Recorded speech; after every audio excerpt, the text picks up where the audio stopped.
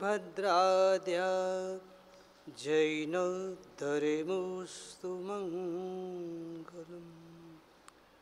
परम कृपालु परमात्मा की असीम कृपा जब हमारे पर निरंतर बरस रही है, तब अपने आप को हरदम जागरूक रखने जैसा है।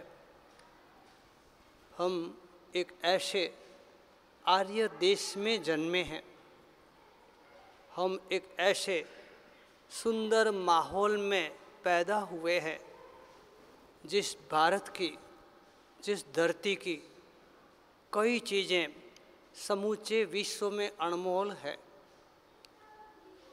इस भारत की नींव में संस्कृति और संस्कार जितने गहरे हैं उतने शायद ही कहीं होंगे, और यही वजह है कि आज अनेक बार अनेक रूप से विद्रोहियों ने, विधर्मियों ने पराये देशों से आकर के कई प्रकार की लूटफाट की, कई प्रकार से मंदिरों को तोड़े, कई प्रकार से मूर्तियों को खंडित की। ये कोई जैन धर्म की बात नहीं करता हूँ, समस्त भारत की बात करता हूँ। फिर भी गहराई में रही हुई संस्कारों की जड़ें, संस्कृति के आदर्श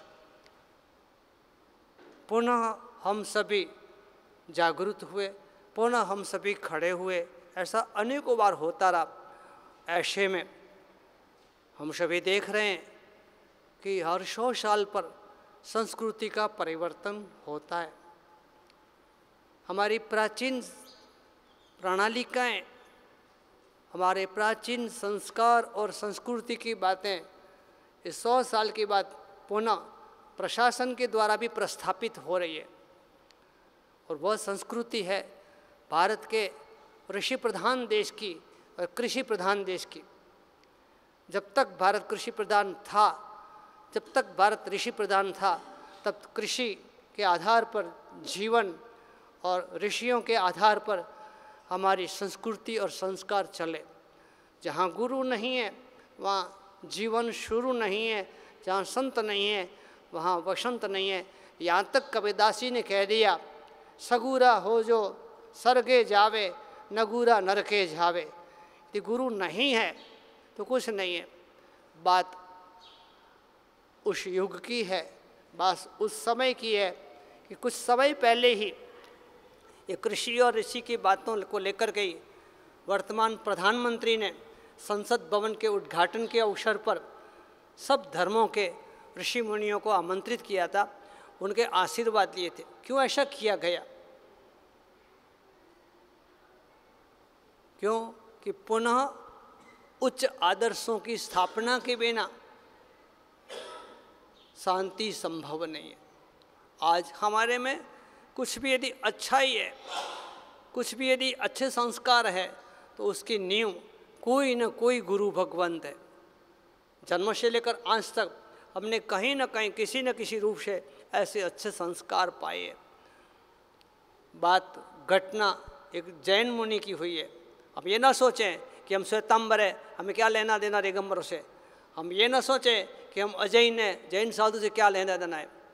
यदि पानी की बाढ़ कहीं से उठी है तो हर किसी को डुबो के रहेगी। ऐसी घटनाओं को कभी भी नज़रअंदाज नहीं करनी चाहिए, ऐसी घटनाओं को बर्दाश्त नहीं करनी चाहिए। क्यों? ये एक संत का, एक साधु का अपमान नहीं है, ये पूरे समूचे समस्त भारतवर्ष के सभी साधु संतों का अपमान है। और वो अपमान ही नहीं, जब नृशंस रूप से हत्या की गई, निर्मम रूप से हत्या की गई, और उसके बाद भी वो इलाका, आप सभी जानते हो राजकारण को किस रूप से क्या क्या हो रहा है, कि साधु संतों के लिए ये बात उठाई गई कि मीडिया के द्वारा कि उनको ये चीज़ें होनी नहीं चाहिए, उनके पास ये होना नहीं चाहिए। बात है संपत्ति की, बात है पैसों की। एक बात मैं पूछूं आपको, चाहे जीवदया का कार्य हो, चाहे साधर्मिक भक्ति का कार्य हो, चाहे गौशाला का कार्य हो, चाहे मानवता का कार्य हो, यदि संत आगे नहीं आए होते, संतों ने प्रेरणा नहीं दी होती, तो क्या अपने आप इतना कार्य हो जाता? लाखों नहीं करोड़ों की तादाद के अंदर अच्छे लोगों ने कोरोना की बात हो, चाहे बाढ़ आने की बात हो, चाहे आगजनी की बात हो, चाहे ऐसी कोई भी कार्य हो जहाँ मानवता के नाम पे किसी के आंसू पहुँचने के लिए, किसी जीवों को सुखी करने के लिए जो धार्मिक आत्माएं आगे आई है, उनके पीछे बैक सपोर्ट के रूप में, उनके पीछे एक प्रेरणात्मक रूप में हमेशा हमेशा साधु संतों ने अपनी अहम भूमिका निभाई है। और ऐसे में व्यवहार के साथ कहीं न कहीं किसी न किसी रूप से साधु संतों का भी जोड़ान होता है। इस घटना में भी ट्रस्ट के द्वारा पैसे दिलाए गए थे। अनुभव का युग होता है कि साधु कड़वे नहीं हो सकते, साधु दयालु होते हैं। और इसी वजह का, ऐसी बातों का यदि दुरुपयोग किया गया, पैसे नहीं देने पड़े, इसलिए उनके मर्डर तक पहुंच जाने की बात बहुत ही निंदनीय, बहुत ही अपकरणीय है। ऐसी घटनाओं का खूब विरोध करना चाहिए। हम सभी अपने अपने गांव से, अपने अपने नगर से, अपने अपने संघ से, अपने अपने संगठन से, अपनी अपनी समाज से इस बात का विरोध करना ही चाहिए, ताकि ऐसी घटनाएं कभी नहीं हो। मैंने एक बात पढ़ी थी ब्रह्मदेश की, कि ब्रह्मदेश के अंदर किसी को राजा भी होना होता था तो 1 महीना उसको बहुत साधु बनना पड़ता था, ताकि वो जन जन तक पहुंच सके, जन जन के मन तक पहुंच सके, लोगों की पीड़ाओं का, दुखों का, दर्दों का उसे एहसास हो। ये हमारे यहाँ ऐसी परंपराओं के पीछे रहस्य तक साधु ही ये एहसास कर सकता है। आप लोग कदाच किसी के घर पे भी जाओगे, एक बार तो एंट्री हर किसी के घर में नहीं होती है, और फिर यदि एंट्री होती है ना आपकी, तो भी दीवान खंड तक, प्रतीक्षालय तक ही होती है, आप किसी के रसोड़े तक नहीं पहुंच सकते। ये कार्य साधु संत ही का हो सकता है कि साधु संत भिक्षा के लिए हर किसी के घर में उस स्थान तक पहुंचते हैं कि जिस स्थान को देखने मात्र से गुलाब जी उनको एहसास होता है ये घर कितना, किस प्रकार से संपन्न है, इसकी घर की परिस्थितियाँ क्या है। और ऐसे में ऐसी स्थितियों को लेकर के साधु संतों के दिल में दया उभरती है। घटना सूरत की है, मैं नाम विशेष नहीं लूँगा। पर्यूषण के दिनों के बाद एक घर के अंदर 7 अट्ठाई थी।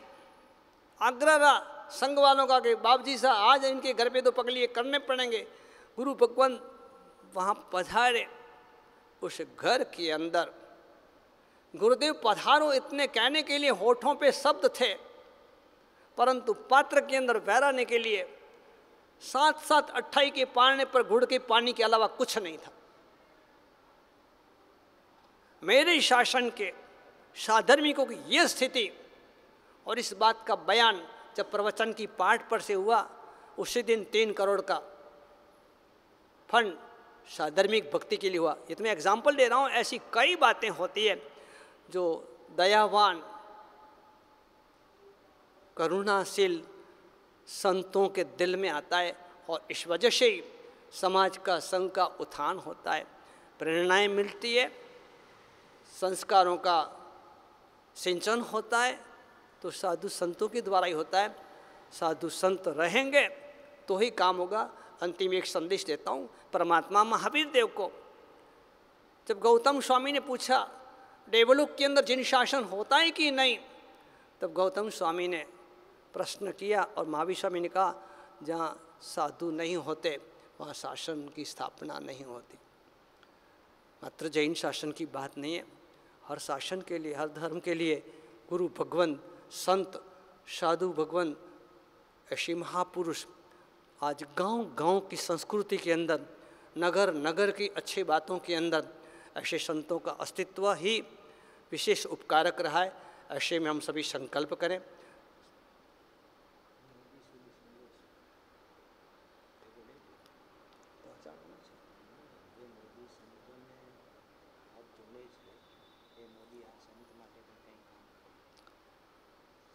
ऐसे में संतों का आदर करना, सम्मान करना तो दूर रहा, और ऐसी गलत घटिया घटना घटना ये बहुत ही शर्मजनक बात है। आज हम इस मंच से, मैं आप सभी की ओर से आदरणीय प्रधानमंत्री महोदय श्री नरेंद्र जी मोदी, जो हमेशा संस्कृति के लिए, संस्कारों के लिए, प्राचीन आदर्शों के लिए जागरूक रहे, अपन सभी उन तक संदेश पहुंचाएंगे। आप भी व्यक्तिगत रूप से संदेश पहुंचाओगे कि ऐसी घटना का कभी भी पुनरावर्तन नहीं होना चाहिए और दोषित व्यक्तियों को उस कदर दंडित करना चाहिए ताकि दूसरों को एक सबक सीखने मिले कि ऐसी घटना नहीं हो सकती। क्यों कि संत भले घर छोड़ के रहते हैं, साधु भले अकेले होते हैं, लेकिन समस्त समाज, समस्त संघ और समस्त देश उनके साथ रहता है, क्योंकि साधु अपने लिए नहीं जीते हैं, उनका जीवन ही बहुजन हिताय, बहुजन सुखाय होता है। तो अवश्य यहाँ से यह अपील की जाती है प्रधानमंत्री तक, और आप भी अपने से संलग्न, अपने से जुड़े हुए माध्यमों तक, माध्यमों के द्वारा ये संदेश अवश्य पहुँचाए। जिन आज्ञा विरुद्ध बोला हो तुम इच्छा में जो करो। आप 2 शब्द बोलो, ये बड़े चालू।